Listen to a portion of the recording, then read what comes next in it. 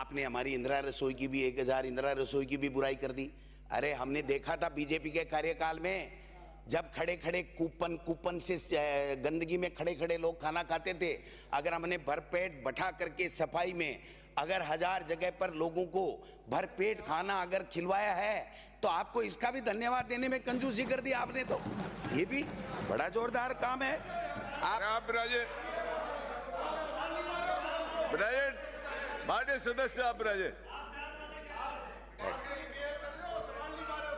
4 साल आप पधारो। आपकी पिछली सरकार में, बीजेपी के सरकार में 4 साल में 143 करोड़ रुपए गौशालाओं को, नंदीशालाओं को अनुदान दिया गया। हमने 3000 करोड़ दिया। हिंगोनिया में क्या हुआ था आपने देखा, कितनी गायें मरी थी। कल परसों कोटा में कितनी गायें मरी है, 100 से अधिक गायें मर गई। आप गौ माता के नाम से वोट की फसल काटना चाहते हो, गौ माता का भला नहीं करना चाहते। दूसरा, आप देखिए सर, नए नए स्वास्थ्य मंत्री जी आए, नए स्वास्थ्य मंत्री जी आए। आपने मुख्यमंत्री चिरंजीवी योजना को 25 लाख तक का जो इलाज था उसको भी आपने नहीं बख्शा, उसको भी फर्जी और बोगस योजना बता दिया। आपने कह दिया कोई इलाज नहीं हो रहा है। मैं बताना चाहता हूं सभापति महोदय, सदन के माध्यम से, कि मंत्री जी को ज्ञान होना चाहिए। 718 लोगों को आर्गन ट्रांसप्लांट चिरंजीवी योजना में हुए थे। Heart, liver, kidney, bone marrow transplant जैसे इलाज जो लाखों करोड़ रुपए में होते हैं, वो हमारी सरकार ने कराया था। इसका तो कम से कम आपको बोले। अब बैठ जाइए। गलत परंपरा मत डालो। एक आदमी नहीं बोलेगा, आप में से एक आदमी। माननीय सदस्य 45 लाख। माननीय सदस्य। सभापति महोदय, मैं आपसे बात कर रहा हूं। 45 लाख से अधिक परिवारों में 5000 करोड़ रुपए से अधिक का चिरंजीवी बीमा योजना में इलाज हुआ है। ये जनता का इलाज है, बीजेपी कांग्रेस का इलाज नहीं है। आयुष्मान योजना में तो केवल 59 लाख परिवार कवर होते, 5 लाख रुपए थी, उसके लिए भी आप गुणगान कर रहे हो, मोदी जी का गुणगान कर रहे हो। राइट टू हेल्थ, आपने राइट टू हेल्थ को भी चैलेंज कर दिया कि ये भी गलत हो गया। राइट, बैठ जाओ। फिर आप राजस्थान में मिनिमम इनकम गारंटी है, उसकी भी बात आपको सुनने में तकलीफ हो रही है, वो भी आपका अच्छा नहीं लगा आपको। फिर आपको जो है वो शहरों में मनरेगा की तर्ज के ऊपर जो हमने रोजगार की गारंटी 125 दिन की दी, वो भी आपको अच्छी नहीं लगी। आपने ओपीएस भी अच्छी नहीं लगी, आपको आरजीएचएस भी अच्छी नहीं लगी, आपको तो कुछ भी नहीं लगा। आपको तो केवल मोदी जी का नाम जपना है। भाई जपो, हमें कहां तकलीफ है। मैं 3 लाख नौकरियां, माननीय सभापति महोदय, 3 लाख नौकरियों की व्यवस्था की थी। आपने इस अपने अभिभाषण में महामहिम से एक बेरोजगार को नौकरी देने की बात यहां पर नहीं कर रहे। उड़ान योजना महिलाओं के लिए किस प्रकार से उपयोगी साबित हुई है, बीमारी उनकी रुकी है, उसके भी आपको बात करने की जरूरत नहीं है। आप देखिए, जल जीवन मिशन में 10% जो जनता को देना था राज्य सरकार दे रही है, वो भी आपके तकलीफ हो रही है।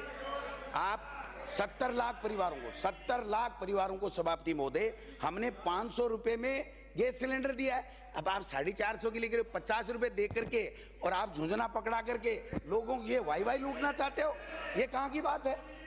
500 रुपए में हम देते थे, आपने 450 में किया। दायरा बढ़ाया हो तो बताओ, दायरा बढ़ाया नहीं। हमने कहा था 1 करोड़ 4 लोगों को देंगे, हम 1 करोड़ 4 लोगों को देंगे। ठीक है, हम नहीं आए, आप आगे, आप दायरा बढ़ाइए। और गोवंश लंपी में मर गई। केंद्र सरकार आंख मीच के सो रहा था जब हमने 40 हजार रुपए दिए, 42,000 किसानों को 150 करोड़ रुपए की सहायता दी। आप में हिम्मत थी, देश के प्रधानमंत्री को लंपी के लिए हमने चिट्ठी लिखी थी कि इसको राष्ट्रीय आपदा घोषित कर दीजिए, आज तक नहीं कर पाए। आप करते कुछ नहीं हो, केवल मोदी के नाम से कितने दिन वोट बटोरोगे। इसलिए सोचना पड़ेगा। मानिए, अब 40,000 रुपए काम देनू 2 पशुओं की दुधारू की, आपने जवाब दिया आज 100 कुछ थे। 80 लाख से ज्यादा का रजिस्ट्रेशन है, आप उसकी वेरिफिकेशन नहीं करवा रहे हो। उन पशुओं का वेरिफिकेशन करवा करके आप उनको 40,000 रुपए देगो नहीं देवोगे एक पशु के ऊपर। ये आपका विजन आना चाहिए था, ये आपका विजन नहीं आया। आपने देखा कि 1 करोड़ 35 लाख महिलाओं को मोबाइल दे रहे थे, 25 लाख दे दिए, आपने दूसरी बात नहीं की। अब मैं कहना चाहता हूं, Rajiv Gandhi scholarship for academic excellency, 500 बच्चों को विदेश में पढ़ा रहे हैं पूरे खर्चे के ऊपर, आपको इसमें भी तकलीफ हो गई। आपको ओल्ड पेंशन स्कीम कर्मचारियों की गोलमाल रखना चाहते हो लोकसभा के चुनाव तक, और लोकसभा चुनाव के बाद में हमारे शिक्षा मंत्री जी का बयान मैंने सुना है, ये कह रहे हैं ये तो मोदी जी फैसला करेंगे, स्थानांतरण का फैसला मुख्यमंत्री जी करेंगे, और अंग्रेजी मीडियम चालू रहेंगी बंद रहेंगी, जिसमें 7 लाख बच्चे गरीब के पढ़ रहे हैं, उनके बारे में मुख्यमंत्री जी फैसला करेंगे। और मुख्यमंत्री जी क्या फैसला करेंगे, किस दिन बोलेंगे, देखते हैं भाई, एक दिन बुलवाओ तो सही, कैसे बोलते हैं। ये जमाने फिसल रही है ना, ये कुर्सियां भी फिसलते देखी है हमने बहुत। जमाने फिसलने को तो रोकिए, और कुर्सी नहीं फिसले इसका व्यवस्था आप लोग कीजिए। मैं कहना चाहता हूं, आज राजस्थान मॉडल स्टेट के रूप में उभर रहा है, आप इससे और ज्यादा 21 काम कीजिए, अच्छा कीजिए। 5 साल हमारे जो काम किए हुए हैं उनका फित्ता काटने में भी आपको समय लग जाएगा। मैं दूसरी बात कहना चाहता हूं, एक मिनट देखो जोगाराम जी, भाईचारा निभाओ।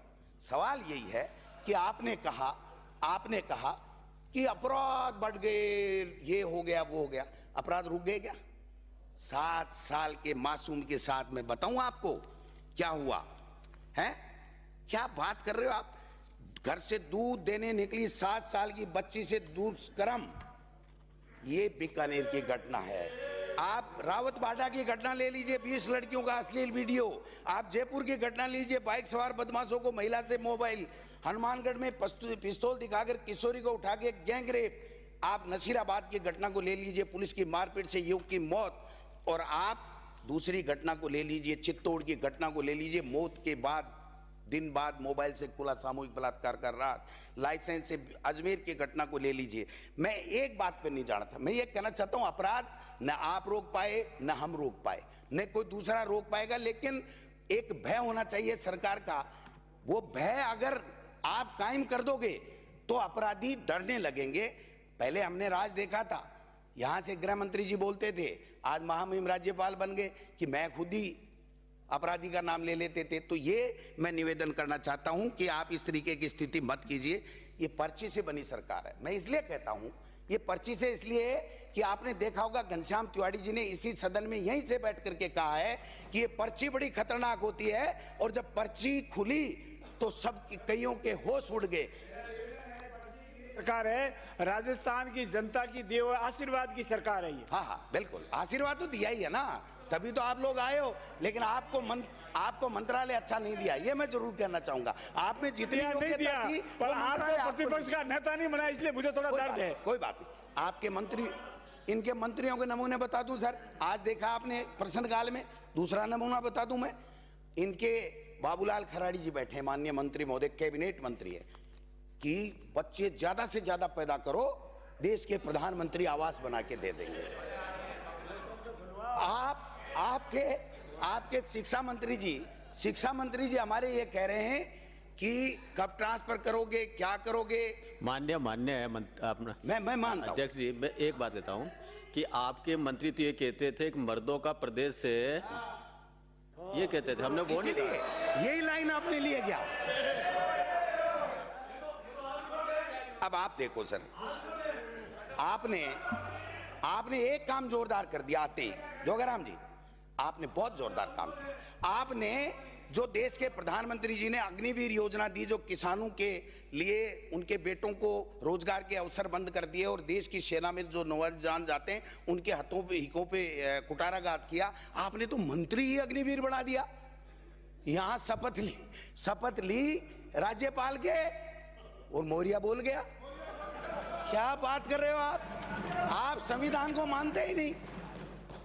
ये संवैधानिक व्यवस्था के तहत है। हाँ। कोई बता दो, संवैधानिक व्यवस्था हो तो। संवैधानिक तहत है, जनता ने मैंडेट दिया है, हम स्वीकार करते हैं। और आप स्वीकार कर दो कि जनता ने आपको तिरस्कार कर दिया। अगर आपकी योजना इतना बढ़िया थी, इतनी आपकी योजना थी, तो इतने में कैसे सिमट गए, विचार करो। देश के प्रधानमंत्री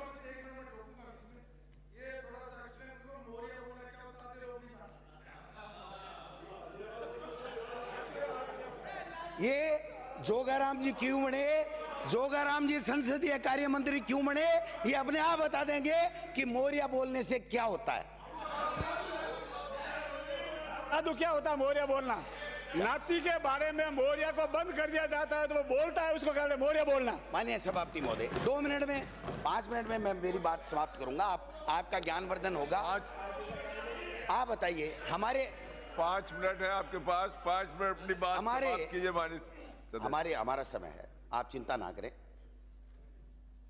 आप बताइए, आप कह रहे हैं हम अंतरकलह में थे, इनको शर्म नहीं आती? वसुंधरा जी कहां बैठी है? ना पक्ष में बैठी है, इधर प्रतिपक्ष की लाइन में बैठा रखा है, इनको शर्म नहीं आती?